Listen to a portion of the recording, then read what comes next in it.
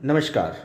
महात्मा Gandhi centennial Sindhu high school की English medium कक्षा 9वीं यानी कि हिंदी लोअर लेवल लोक भारती, जिसके पाठ क्रमांक 9, हिंदी लोक भारती कक्षा 9वीं के पाठ क्रमांक 9 मेरे पिताजी, जिसके लेखक है डॉक्टर हरिवंश राय बच्चन, इसके आज हम पार्ट 2 को पढ़ने वाले हैं। इसके पहले वाले पार्ट में हम लोगों ने डॉक्टर हरिवंश राय बच्चन के पिताजी यानी कि प्रताप बच्चन जी के व्यक्तित्व के बारे में पढ़ा था कि वे किस तरीके से समय के पाबंद थे। वे एक प्रेस में यानी कि दफ्तर में काम करते थे। सुबह 9 बजे उठकर वे दफ्तर चले जाया करते थे। 3:30 बजे उठकर वे सबसे पहले गंगा स्नान के लिए जाते थे। गंगा स्नान से आने के बाद 6:30 बजे वे आते ही पूजा पाठ पर बैठ जाते थे और उसके बाद अब हम देखेंगे कि पूजा पाठ करके वे ठीक 8:30 बजे उठते, यानी कि वो सुबह 3:30 बजे उठते। 3:30 बजे उनका घर इलाहाबाद में था। इलाहाबाद के पास में गंगा नदी पर वो स्नान करने जाते थे। 6:30 बजे आकर सीधा पूजा पाठ करने बैठ जाते थे और वहाँ पर वे रामचरितमानस वे पढ़ते थे, गीता पढ़ते थे संस्कृत भाषा में। उसके बाद ठीक 8:30 बजे वे उठते। उस समय तक हरिवंश राय बच्चन जी की माता जो है वो भोजन तैयार कर कर दे देती। वे रसोई में बैठकर भोजन करते और 9 बजते ही अपने दफ्तर के लिए रवाना हो जाते। तो लेखक यहाँ पर बताना चाहते हैं हरिवंश राय बच्चन कि वे अपने एक भी दिन कार्यकाल में ऑफिस में लेट नहीं हुए, मतलब वे देरी से नहीं जाते थे। अगर किसी दिन उन्हें खाना बनाने में, मतलब उन्हें खाना परोसने में यदि देर हो जाती थी, वे डब्बा छोड़ देते थे, टिफ़िन छोड़ देते थे।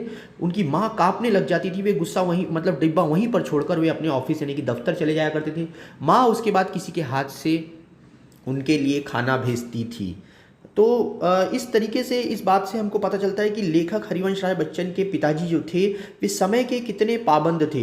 वे सुबह 9 बजे चले जाते ऑफिस में, रात को देर तक दफ्तर में वे काम करते। उसके बाद जो समय की पाबंदियां थी वो उन्होंने ऐसे ही नहीं अपनाई थी, ये उनकी एक दैनिक दिनचर्या का भाग थी।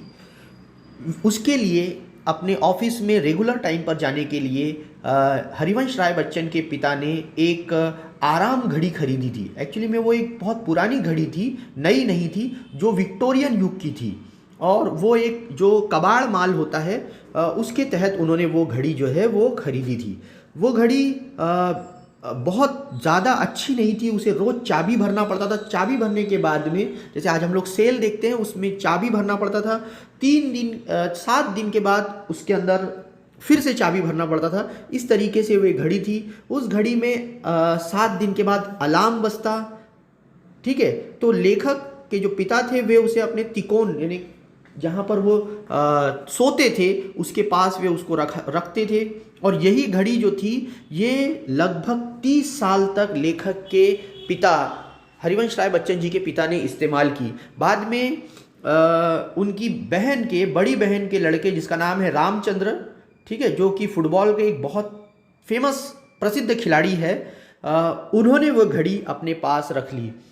जिंदगी भर उनके पिता के पास रही ये घड़ी और यही घड़ी उन्हें सही अर्थों में समय की पाबंदी सिखाया करती थी। उसके बाद वो देखेंगे कि न जाने कितने उनके घर में जन्म या मृत्यु के कार्यक्रम, शादी ब्याह यानी कि सुख दुख के कार्यक्रम, भोजन महोत्सव, कितने हर्ष और विलास के कार्यक्रम, क्रोध और कलह के कार्यक्रम, रोदन और गायन के कार्यक्रम, यानी कि लेखक के पिता की संघर्ष की कहानी को बयान करने वाला वो सारा समय उस घड़ी ने दिखाया था। लेखक की माँ यानी कि हरिवंश राय बच्चन जी की माँ जो थी वे अक्सर कहती थी कि नाम तो एकर आराम घड़ी है, मतलब इसका नाम तो आराम घड़ी है, पर ना ये खुद आराम करती है और ना केहू के आराम करने देते। मतलब जब भी उन्हें सुबह अगर उन्हें नींद आती तो वो घड़ी जो है वो अलार्म बजा देती है। तो लेखक के दिमाग में ये प्रश्न आया कि इसे आराम घड़ी क्यों बोला जाता है।